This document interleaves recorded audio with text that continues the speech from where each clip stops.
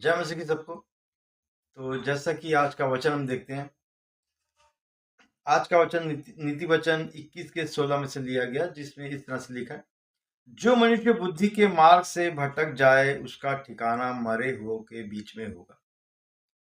तो बुद्धि का मार्ग जब हम देखते हैं तो बुद्धि मतलब परमेश्वर के वचन, बुद्धि मतलब परमेश्वर की आज्ञाएं, बुद्धि मतलब परमेश्वर के मुंह से निकले हुए शब्द। अगर सीधी और सरल भाषा में बात करें तो बुद्धि का मतलब है यीशु मसीह, क्योंकि परमेश्वर के मुंह से जो भी निकला वो शब्द, हम देखते हैं कि यूहन्ना की किताब में दिया है कि वो शब्द कौन है? यीशु मसीह है। वो वचन जो है वो यीशु मसीह है। तो वचन कहता है कि जो मनुष्य बुद्धि के मार्ग से भटक जाएगा, जो बुद्धि के मार्ग से, जो मसीह से भटक जाएगा, जो उसकी आज्ञा से भटक जाएगा, जो उसके वचनों से भटक जाएगा, जो उसके ज्ञान से भटक जाएगा, तो नतीजा क्या होने वाला? देखा, उसका ठिकाना मरे हुओं के बीच में होगा।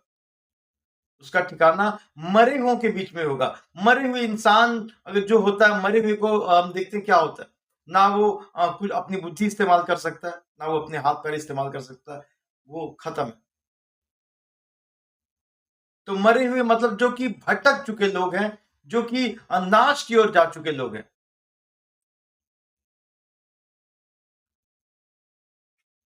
हिब्रू की बाइबल में कुछ इस तरह से लिखा है कि व्यक्ति तर्क के मार्ग से भटक जाता है, भूत की भीड़ में आराम करेगा।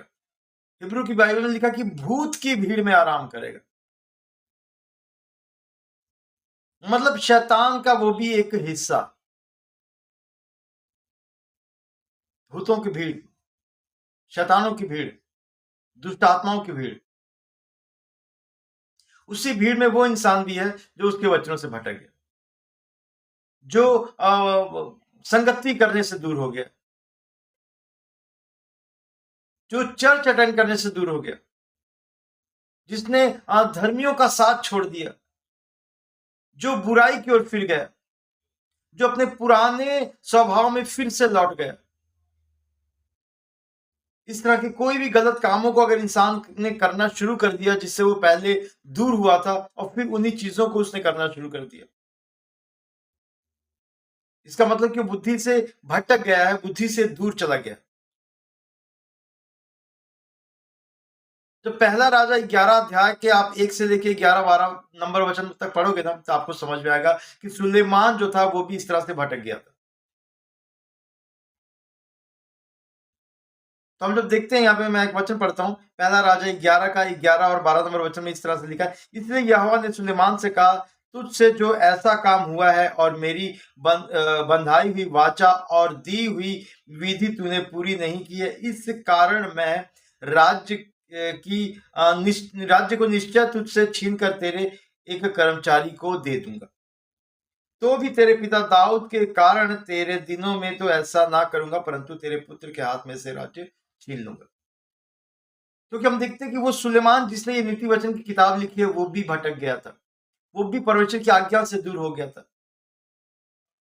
उसने भी व्यभिचार भी किया, और फिर उन पत्नियों की बातों में, उन दासियों की बातों में आकर के वो उनके देवी देवता को पूजने लग गया,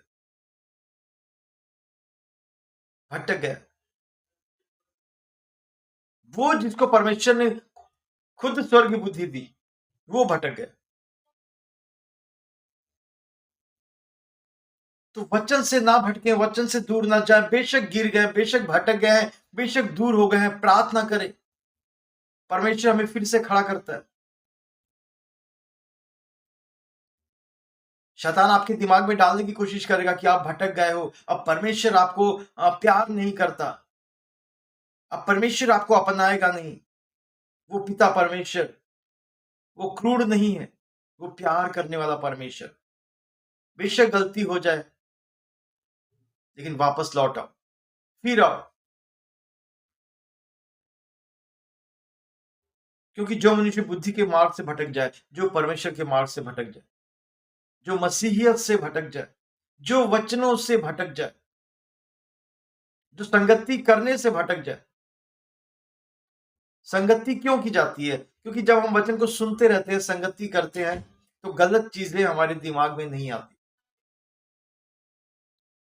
जब हम प्रार्थनाएं करते हैं, तो पवित्र आत्मा हमारी अगुवाई करती है और बुरी चीजों से हम बचे रहते हैं। और जब उन चीजों को छोड़ देते हैं और हम भटक जाते हैं, और भटकने का अंजाम, उसका ठिकाना मरे हुओं के बीच में होगा। मरे हुओं के बीच में वो कौन सी जगह है? जिसको हिब्रू में हैडिज बोला जाता है, जिसको आत्माओं की जगह बोला जाता है। तो हमें बचने की जरूरत है वैसी जगहों से, परमेश्वर के वचनों पे चलने की जरूरत है, ताकि हम उन बुरी जगह से बच सके। जो वहां गया, उसका नरक का टिकट कट गया। तो इसलिए परमेश्वर के वचनों पे बने रहें, चलते रहें, और खुदावंत की हर एक बातों के ऊपर मनन करें, उसे पढ़ें, उसे अपने जीवन में लागू करें। तो जय मसीह की सबको खुदावंत इस वचन के द्वारा बहुत सी आशीष दे।